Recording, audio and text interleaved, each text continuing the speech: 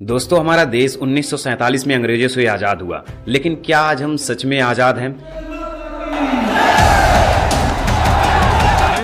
अपने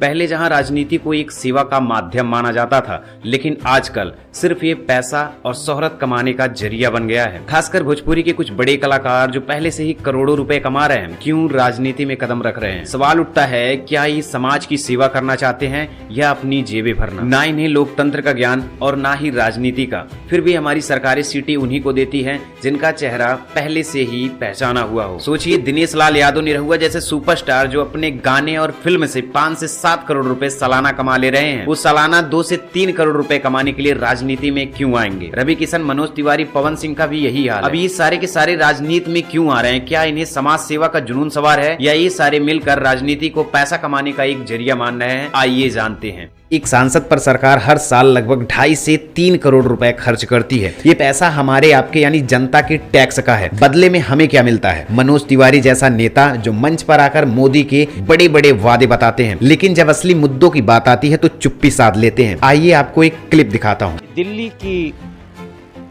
प्रत्येक महिला को 2500 रुपए प्रति महीने उनको महिला सम्मान के रूप में दिया जाएगा। हाल ही में मनोज तिवारी ने कहा कि महिलाओं को हमारी सरकार महीने का 2500 रुपया देगा। जितने भी हमारे देश के नेता है वह हमें 2500, 5000 तो कभी 6000 देने की बातें ही क्यों करते हैं? पॉपकॉर्न जैसी चीजों पर टैक्स हटाने की बात क्यों नहीं करते?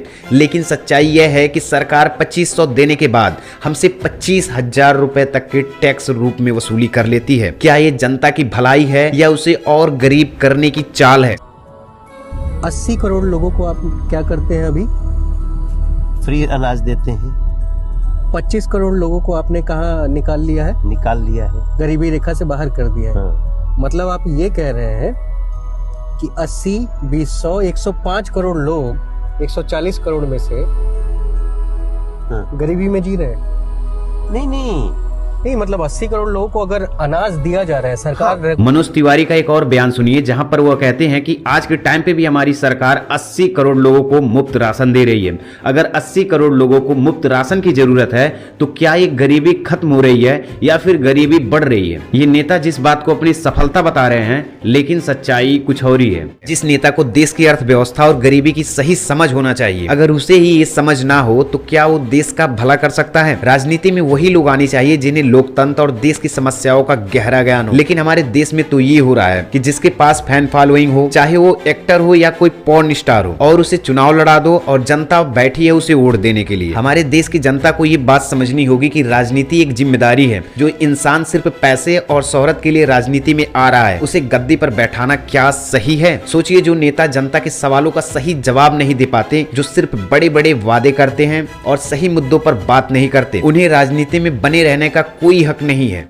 तो आखिरकार सवाल ये है कि भोजपुरी के जो कलाकार हैं ये राजनीति में आखिर आए ही क्यों हैं? अब यहाँ पर आप ही लोग डिसाइड कीजिए कि ये जो भोजपुरी के कलाकार हैं राजनीति में सेवा के लिए आ रहे हैं या इनका मकसद कुछ और ही है। आपके हिसाब से इनका असली चेहरा क्या है? हमें कमेंट्स में जरूर बताइएगा। इस वीडियो को ज्यादा से ज्यादा लोगों तक शेयर कीजिएगा ताकि ये वीडियो ज्यादा से ज्यादा लोगों तक पहुंचे और इस मुद्दे पर बात करें और इस मुद्दे पर सोचें। हमारे देश के नेताओं को और वोटर को ही समझना होगा कि राजनीति एक सेवा का माध्यम है, ना कि पैसा और शोहरत कमाने का जरिया। जुड़े रहिएगा हमसे, मिलेंगे एक नई सच्चाई और नई वीडियो के साथ। तब तक के लिए नमस्कार।